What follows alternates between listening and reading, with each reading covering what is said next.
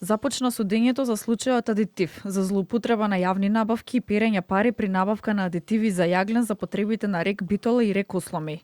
Обвинети се 31 физичко лице и 5 правни лица, а прво обвинетиот екс-директорот на ЕСМ Васко Ковачевски во бегство. Во судницата обвинетите физички лица и застапниците на 5 фирми се изјаснија за невини. Според обвинителството, преку пререгистрација на фирми и договарање меѓу економски оператори, биле наместени тендери со што одредени компании добиле договори и оствариле имотна корист од речиси 400 милиони денари. А дел од нив парите од сделките ги вратиле во Оптек и ги прикривале преку трансакции по дигнување готовина. Додека пак за претседателката на антикорупцијска Татјана Димитриевска, јавната обвинителка Наташа Поптрајкова кажа дека истрагата е во тек и се анализираат голем број електронски податоци. Обвинителството на ставот дека имаат вербални и материјални докази. Обвинителството ќе докаже една институционална и морална распаднатост на системот на управување на АДСМ во време кога обвинетите ги вршеле своите службени должности во тој систем на управување и одлучување.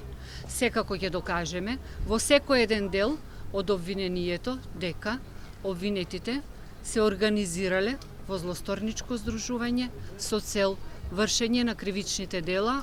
Во врска со прво обвинетиот Ковачевски, обвинителката Поптрајкова посочи дека нивниот предлог за да му се суди во отсуство е во согласност со законот и врз основа на неколку причини, односно големиот број на обвинети лица во овој предмет и големиот број на лица против кои е определена најстрогата мерка за обезбедување присуство притвор.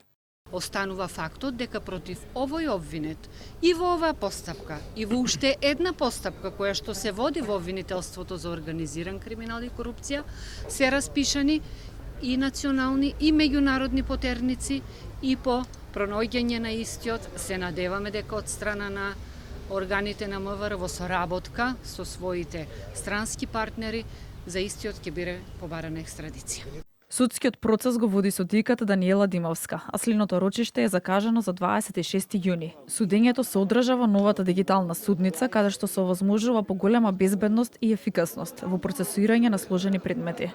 Првиот човек на управата за извршување санкции, Александар Пандов, порача во идни на судиите почесто да ја користат оваа судница која ги исполнува сите европски услови.